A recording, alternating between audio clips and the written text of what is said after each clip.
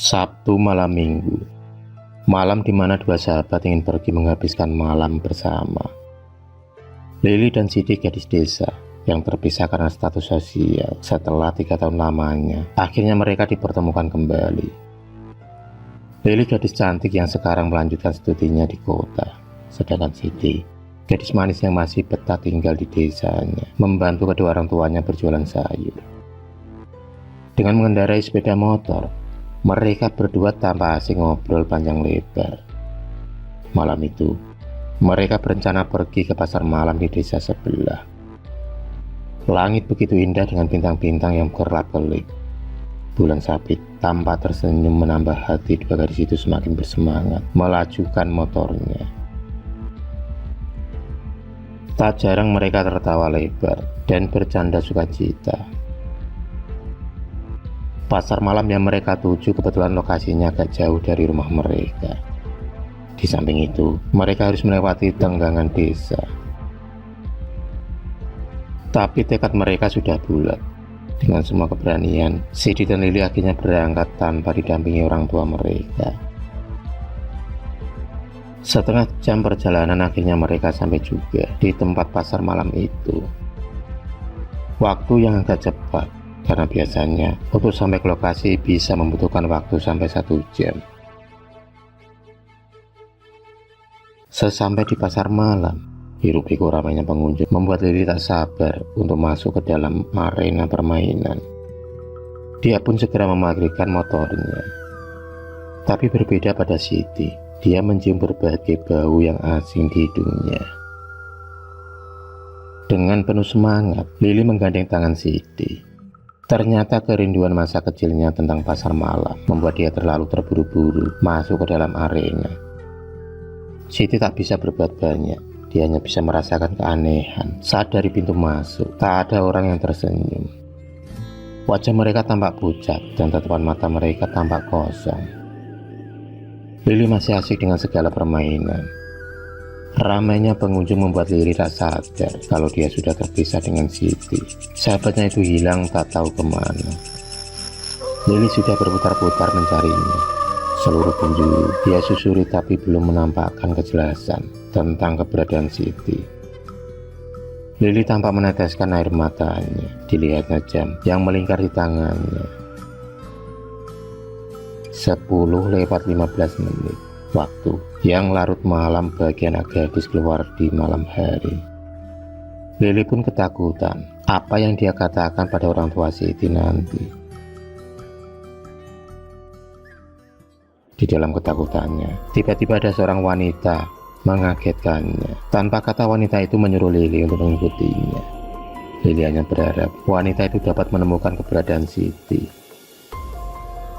Wanita dengan rok panjang berwarna putih itu berjalan membelakangi Lili. Dia pun merasakan ada yang aneh ketika wanita itu tiba-tiba berhenti dan memakan bunga kandil di bawah pohon besar. Tak sengaja Lili berhenti membetulkan tali sepatunya yang lepas. Detik itu juga Lili lari terbirit-birit sambil menjerit ketika melihat wanita itu melayang tanpa kaki. Suara tertawa cekikikan terdengar melengging, membuat Lili ketakutan yang hampir saja pingsan.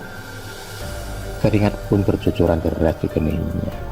Nafasnya tersengal-sengal, tak beraturan. Belum sampai jantungnya berdetak normal, dia kembali dikagetkan dengan sosok pocong di belakangnya. Lili terus saja memanggil Siti, istighfar, dan kalimat syahadat tak berhenti diucapkan.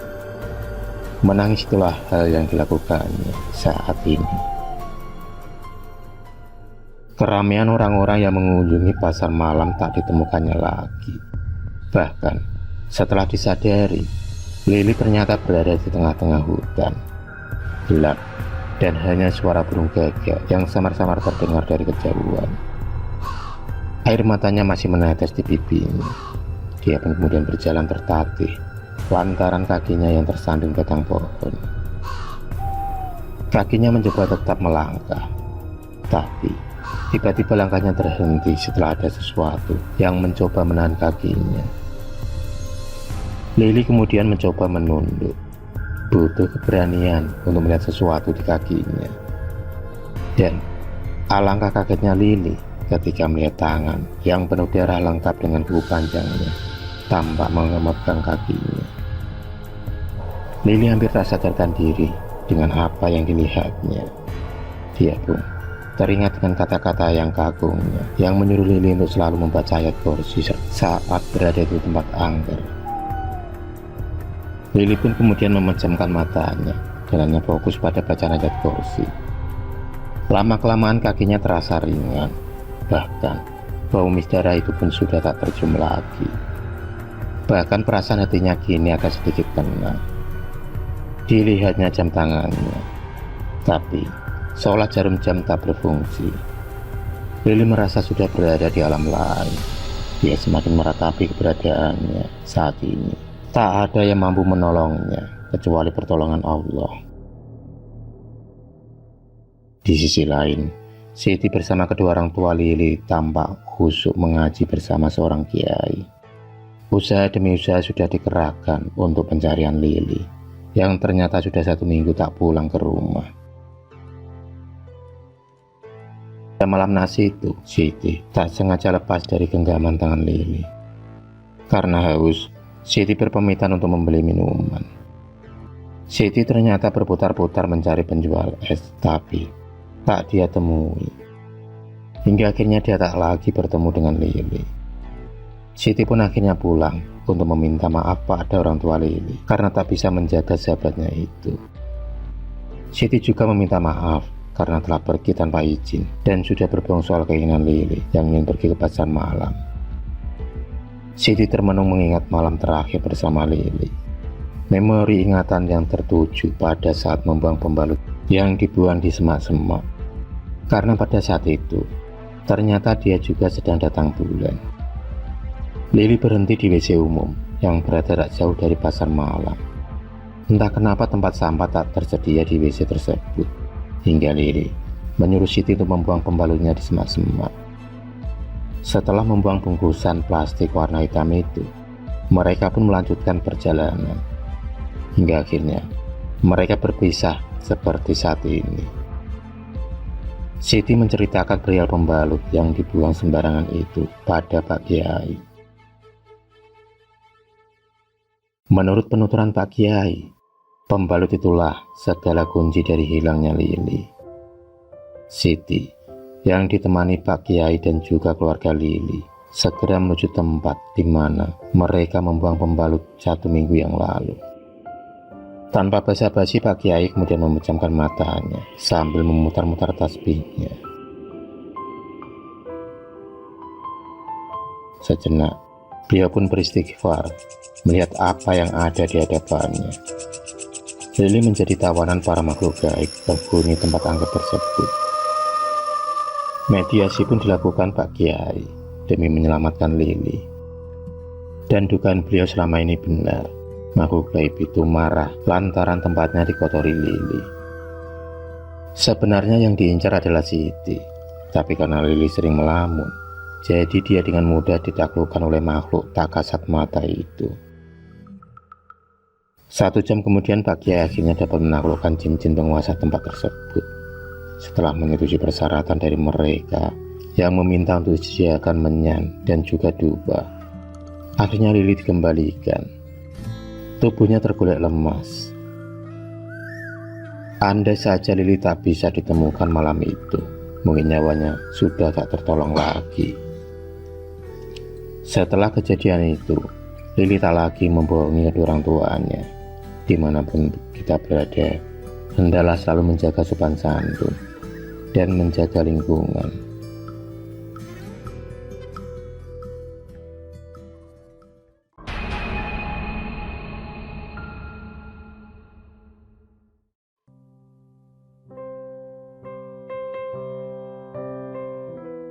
Malam telah larut. Suasana hening datang melengkapi gelapnya dunia. Jeritan tangis tak ada lagi terdengar. Mereka terbuai dari mimpi indahnya. Karena hanya mimpilah yang menjadi penghibur lara. Paling tidak mereka bisa melupakan hiruk-pikuk perkotaan. Tommy dan keempat temannya terpaksa menjadi pengamen jalanan. Entah bagaimana caranya orang tua mereka tega menjadikan anaknya sebagai seorang pengamen di usianya yang masih belia. Di bawah kolong jembatan dan beralaskan kardus, mereka tampak terlelap dalam tidurnya. Tommy bocah tangguh itu harus bangun pagi untuk melanjutkan aktivitasnya. Jalan demi jalan, dan terinya matahari tak dihiraukannya lagi. Demi mengisi perutnya, Tommy rela membanting tulang. Hingga suatu hari, dia akan membawa bunga dan menunggu kedatangan ibunya di stasiun kereta. Karena itu adalah janji ibunya yang akan datang untuk menjemputnya. Tapi kenyataannya nihil. Sudah bertahun-tahun Tommy menantikan kedatangan sang ibu. Tapi sudah bertahun-tahun pula ibunya tak pernah datang. Hal itu membuat kekecewaan yang begitu mendalam di hati Tommy. Untuk kesekian kalinya, dia menangis di stasiun kereta api. Buliran-buliran air mata tak pernah berhenti menetesi pipinya. Pandangan matanya kosong, membayangkan 5 tahun silam, saat terakhir kalinya ibunya meninggalkannya di stasiun kereta api. Saat melamun, tak sadar kalau ada kereta melaju dengan cepat. Selang beberapa menit kemudian, warga pun berhamburan mendekat ke arah Tommy. Aliran darah mengalir deras. Tampak bocah berusia 10 tahun itu tergulai lemas tak berdaya. Innalillahi wa inna ilaihi raji'un. Kalimat itu datang dari mulut para warga yang menolong Tommy. Nyawanya tak bisa diselamatkan lagi, dan jenazahnya pun dimakamkan dari iuran para warga yang merasa prihatin. Di sisi lain, Rosida tampak gelisah. Tak biasanya dia merasakan jantungnya berdebar-debar. Wanita berusia 35 tahun itu tiba-tiba teringat tentang bocah yang ditinggalkannya di stasiun kereta api 5 tahun yang lalu. Dialah Tommy, anaknya yang ditelantarkan karena sebuah ego keinginannya untuk menikah dengan seorang duda kaya, mampu membutakan matanya sebagai seorang ibu. Malam itu Rosida tidur di rumah sendirian karena Ilham suaminya sedang berada di rumah istri pertamanya. Sepi, sunyi, tanpa ada seorang pun yang menemani. Rosida masih memikirkan tentang anaknya 5 tahun yang lalu. Tiba-tiba lamunannya pun buyar saat mendengar suara ketukan pintu. Jam masih menunjukkan pukul 10 malam. Suara itu samar-samar terdengar di telinga Rosida. Semakin lama suara itu semakin menyayat hati karena diselingi isakan tangis. Rosida sudah berulang kali membuka pintu mencari arah suara tersebut, tapi semuanya nihil. Tak ada siapa-siapa di luar rumah, hanya kegelapan yang memecah keheningan malam. Dia pun kemudian kembali menutup pintu dan melanjutkan menonton televisi. Baru saja dia duduk, tiba-tiba dia dikagetkan dengan suara yang aneh. Dan kali ini Rosida mendengar pecahan piring dari dapur. Butuh keberanian bagi Rosida untuk mengintip arah suara tersebut. Tak butuh waktu lama, dia sudah sampai di depan pintu dapur. Semua terasa semakin aneh karena dia tak mendapati piring atau gelas yang terjatuh. Jantungnya semakin berdetak lebih kencang.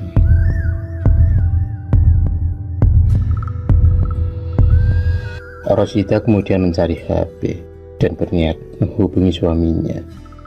Saking paniknya, Rosida sampai terjatuh karena tak sengaja menendang kursi di depannya. Luka mempar di kaki membuatnya sulit untuk berdiri, dan di saat itulah ada uluran tangan kecil di depannya.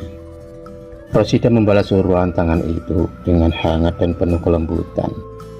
Itulah kesan pertama saat Rosida meraih tangan itu. Dan mungilnya tangan tersebut membuat Rosida teringat pada anaknya yang dia tinggal di stasiun kereta 5 tahun silam. Saat Rosida ingin mengucapkan terima kasih, dengan sekejap sosok pemilik tangan itu pun hilang secara tiba-tiba. Aneh dirasakan oleh Rosida karena rumah yang sudah terkunci rapat itu sangat tak mungkin bisa dimasuki orang. Dan akhirnya dia pun tersadar kalau anak kecil yang menolongnya mempunyai kemiripan dengan wajah anaknya. Tak terasa air matanya pun menetes di pipi. Jam menunjukkan pukul 2 malam. Rasa kantuk akhirnya membuatnya tertidur juga. 1 jam dia terlelap, dan akhirnya Rosida masuk di bawah alam sadarnya. Dia pun bermimpi bertemu dengan sosok anak kecil yang menolongnya. Tapi kali ini berbeda. Anak kecil itu tampak penuh lumuran darah dengan luka di tangannya. Tampak kesedihan dari raut wajahnya. Bajunya juga sangat jauh dari kata rapi dan bagus. Kaos yang dipakainya pun kelihatan jahitan di mana-mana. Dengan mata yang sebam, bocah itu pun melambaikan tangannya. Semakin lama bocah itu semakin hilang bersama suara kereta api yang melintas. Deru rel kereta api pun menyatu dengan suara sirine, membuatnya terbangun dari mimpinya. Rosida pun terhenyak kaget.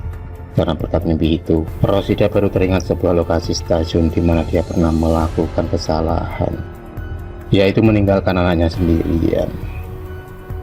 Tanpa pikir panjang, Rosida menuju ke stasiun di mana dia pernah meninggalkan Tommy. Dengan mengendarai mobil mewah fasilitas dari suaminya, Rosida kemudian melajukan mobilnya dengan kecepatan tinggi.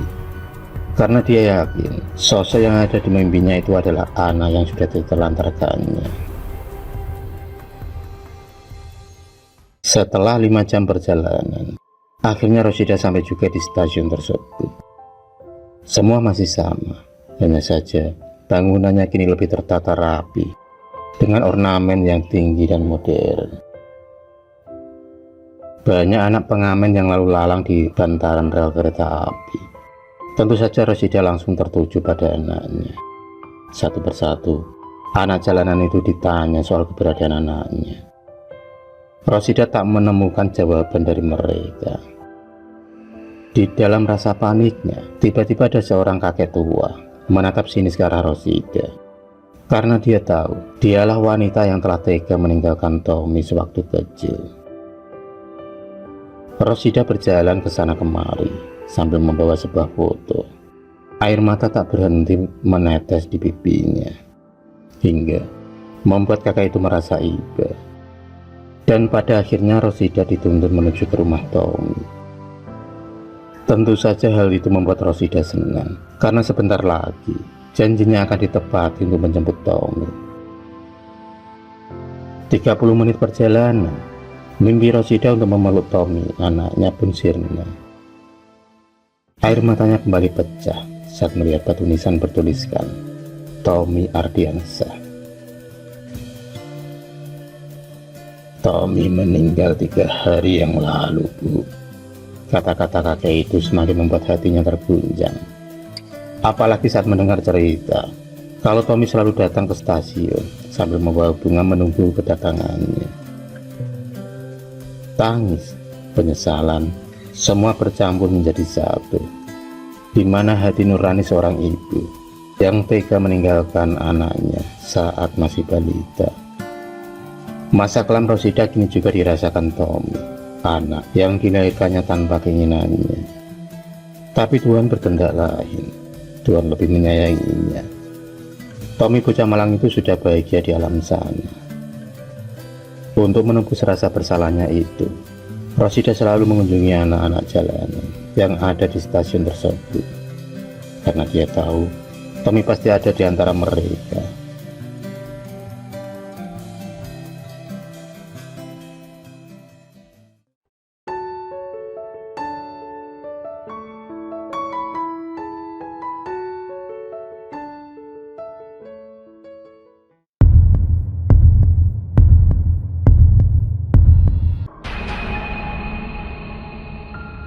Terima kasih sudah menonton video cerita bergambar ini. Klik subscribe untuk terus berlangganan video-video cerita bergambar selanjutnya. Semangat berkarya.